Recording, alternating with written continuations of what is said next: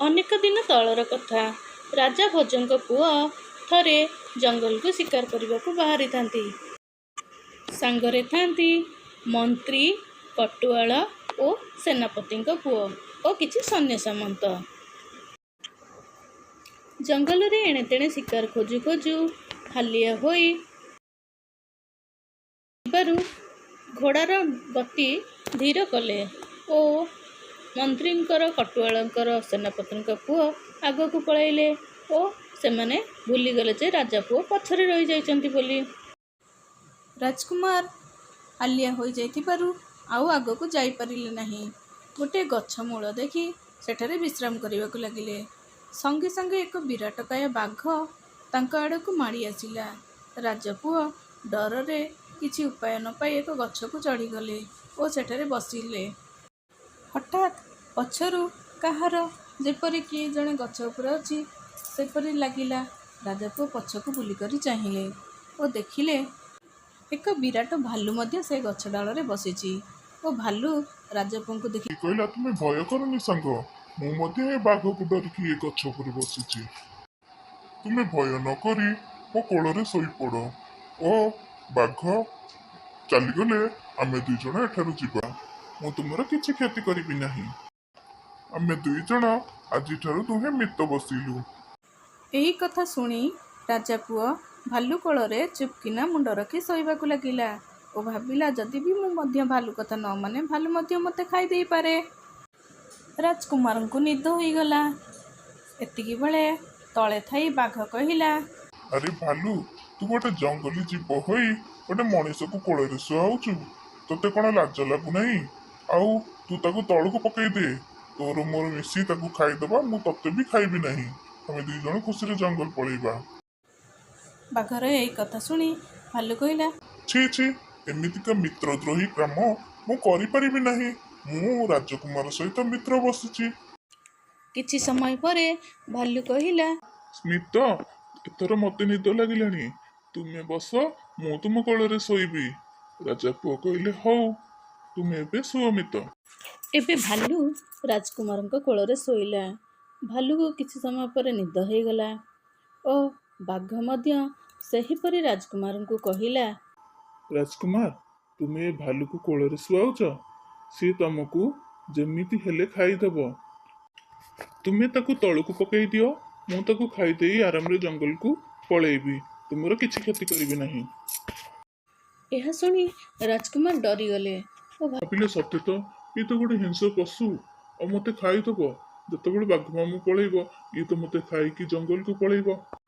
ରାଜକୁମାର ନିଜର ହାତଟିକୁ ଢିଲା କଲେ ଯେପରି ଭାଲୁ ତଳେ ପଡ଼ିଯିବ। ଏହି ସମୟରେ ଭାଲୁର ନିଦ ଭାଙ୍ଗିଗଲା ଓ ସେ ଖୁବ୍ ଜୋରରେ ରାଗିଗଲା ଓ ରାଜକୁମାରଙ୍କୁ କହିଲା, ରାଜକୁମାର, ମୁଁ ତ ହିଂସ୍ର ପଶୁଟିଏ। ମୋର ବୁଦ୍ଧି ବିବେକ ନାହିଁ। କିନ୍ତୁ ତୁମେ ତ ଜଣେ ମଣିଷ। ତୁମର ବୁଦ୍ଧି ବିବେକ ଓ ତୁମେ ଜଣେ ରାଜକୁମାର ମଧ୍ୟ। ଏହା ଭାବି ମୁଁ ତୁମ ସହିତ ମିତ୍ର ବସିଥିଲି ଯେ ତୁମେ ମୋ ସହିତ ବିଶ୍ୱାସଘାତକତା କରିବ ନାହିଁ। ଭାଲୁ ଏହା କହି ରାଜକୁମାରଙ୍କ ହାତରେ ଶଶୀ ମୀରା ବୋଲି ତାହାର ମୁନିଆ ନଖରେ ଲେଖିଦେଲା। ଏହାପରେ ସେ ବାଘ ପଳାଇଥିବାରୁ ଜଙ୍ଗଲକୁ ଚାଲିଗଲା। ରାଜକୁମାର ସେଠାରେ ବହୁତ ସମୟ ବସି ରହିଲେ।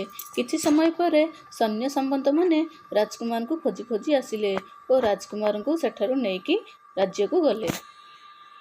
ସୈନ୍ୟମାନେ ରାଜକୁମାରଙ୍କୁ ଯାହା ପଚାରୁଥାନ୍ତି ରାଜକୁମାର କିଛି କହୁନଥାନ୍ତି, କେବଳ ଶଶୀ ମୀରା ବୋଲି ଗୋଟେ ଶବ୍ଦକୁ କହି ହେଉଥାନ୍ତି। ରାଜକୁମାର ଆସି ରାଜ୍ୟରେ ପହଞ୍ଚିଲେ। ଭୋଜରାଜ ତାଙ୍କ ପୁଅର ଏପରି ପରିସ୍ଥିତି ଦେଖି ବିଚଳିତ ହୋଇପଡ଼ିଲେ। ସୈନ୍ୟଙ୍କୁ ଡାକି କହିଲେ, ରାଜ୍ୟରେ ଡେଙ୍ଗୁରା ପିଟି ଦିଅ। ଯିଏ ମୋ ପୁଅକୁ ଭଲ କରିଦେବ ତାକୁ ମୁଁ ରାଜ୍ୟରୁ ଅଧେ ଦେବି। ରାଜ୍ୟରେ ଡେଙ୍ଗୁରା ବଜାଗଲା। ଶୁଣ ଶୁଣ ଶୁଣ, ରାଜକୁମାର ଏବେ ଅସୁସ୍ଥ ଅଛନ୍ତି।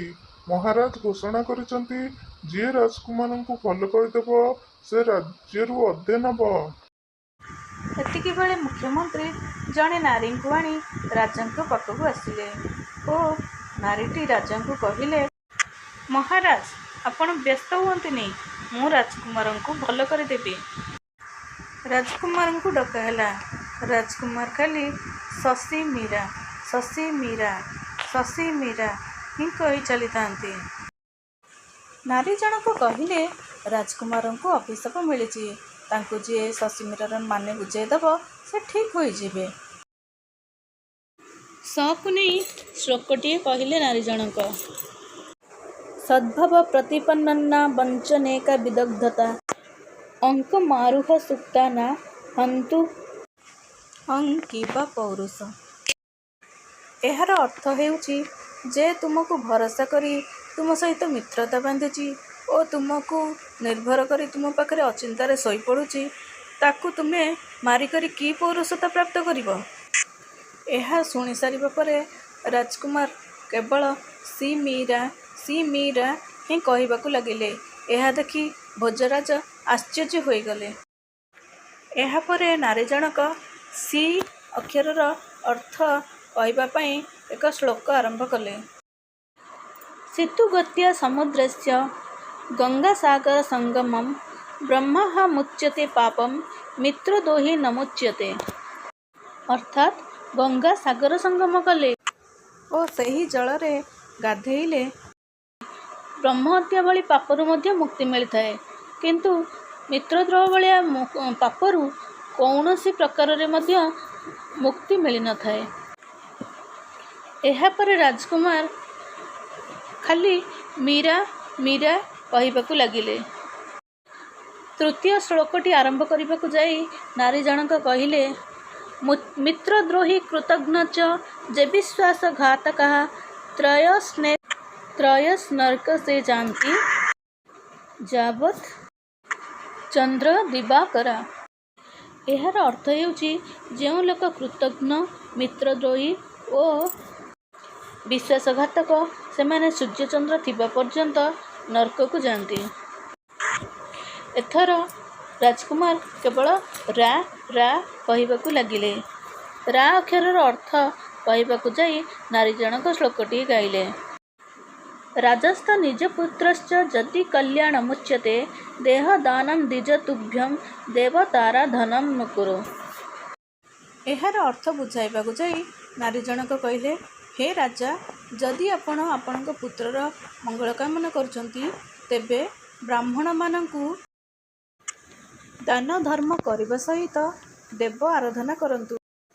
ରାଜକୁମାରଙ୍କର ମଙ୍ଗଳ ହେବ।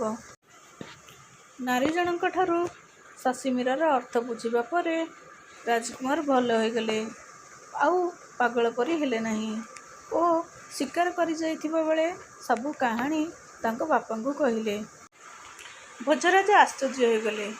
ରାଜକୁମାରଙ୍କର ସହିତ ତ ଯାହା ଘଟିଥିଲା ଜଙ୍ଗଲରେ ଘଟିଥିଲା, ଏଇ ନାରୀ ଜଣକ ଏସବୁ ଜାଣିଲେ କିପରି? ଏହାପରେ ଭୋଜରାଜ ଆଶ୍ଚର୍ଯ୍ୟ ହୋଇ ଏଇ ନାରୀ ଜଣକ ବାଘ, ଭାଲୁ ଓ ରାଜକୁମାରଙ୍କ ସହିତ ହୋଇଥିବା ଘଟଣା କିପରି ଜାଣିଲେ ବୋଲି ପଚାରିଲେ। ନାରୀ ଜଣକ କହିଲେ, ହେ ରାଜା, ଦେବତା ଓ ବ୍ରାହ୍ମଣମାନଙ୍କର ଆଶୀର୍ବାଦରୁ ମୋ ଜିଭରେ ମା ସରସ୍ୱତୀ ବାସ କରନ୍ତି। ସେଦିନ ଯେପରି ମହାରାଣୀଙ୍କର ଯେମିତି ମୁଁ ସେଦିନ ଜାଣିଥିଲି ଆପଣଙ୍କ ମହାରାଣୀ ଭାନୁମତୀଙ୍କ ଜଙ୍ଘରେ ଏକ ତିଳ ଚିହ୍ନ ଅଛି ବୋଲି। ଏହାପରେ ଭୋଜରାଜଙ୍କର ପୂର୍ବ କଥା ମନେ ପଡ଼ିଲା। ଥରେ ଏକ ଚିତ୍ରକରକୁ ଡକାଇ ମହାରାଜ କହିଥିଲେ ଭାନୁମତୀଙ୍କର ଚିତ୍ର ଆଙ୍କିବା ପାଇଁ। ଚିତ୍ରକରଙ୍କର ଚିତ୍ର ଦେଖି ସମସ୍ତେ ପ୍ରଶଂସା କରିବାକୁ ଲାଗିଲେ, କିନ୍ତୁ ରାଜଦରବାରରେ ସେଦିନ ଥିବା କାଳିଦାସ କହିଲେ, ମହାରାଜ, ଏହା କିନ୍ତୁ ପ୍ରକୃତରେ ଠିକ୍ ଚିତ୍ର ନୁହେଁ, କାରଣ ମହାରାଣୀ ଭାନୁମତୀଙ୍କର ଜଙ୍ଘରେ ଏକ ତିଳ ଚିହ୍ନ ଅଛି, ଏଥିରେ ତାହା ନାହିଁ। ଏହା ଶୁଣି ଭୋଜରାଜ ବହୁତ ରାଗିଗଲେ ଓ କାଳିଦାସଙ୍କୁ ମୃତ୍ୟୁଦଣ୍ଡ ଦେବା ପାଇଁ ମନ୍ତ୍ରୀକୁ କହିଲେ। ମନ୍ତ୍ରୀ କିନ୍ତୁ ସବୁ ଜାଣିଥିଲେ କାଳିଦାସ ସବୁକିଛି ଜାଣିପାରନ୍ତି ବୋଲି। ସେ କାଳିଦାସଙ୍କୁ ନ ମାରି ଏକ ନାରୀ ବେଶରେ ନିଜ ପାଖରେ ରଖିଥିଲେ। ରାଜକୁମାରଙ୍କର ଏହିପରି ଅବସ୍ଥା ଦେଖି ମନ୍ତ୍ରୀ ଜାଣିପାରିଲେ ଯେ କେବଳ କାଳିଦାସ ହିଁ ଏହାଙ୍କୁ ଭଲ କରିପାରିବେ। ତେଣୁ ଭୋଜରାଜ ତାଙ୍କ ଭୁଲ ବୁଝିପାରିଲେ। ସେ ଜାଣିପାରିଲେ ଯେ କାଳିଦାସ ହେଉଛନ୍ତି ସର୍ବଜ୍ଞ। ସେ କାଳିଦାସଙ୍କୁ କୁଣ୍ଢେଇ ପକାଇ ନିଜକୁ ଲଜ୍ଜିତ ମନେକରି କ୍ଷମା ପ୍ରାର୍ଥନା କଲେ।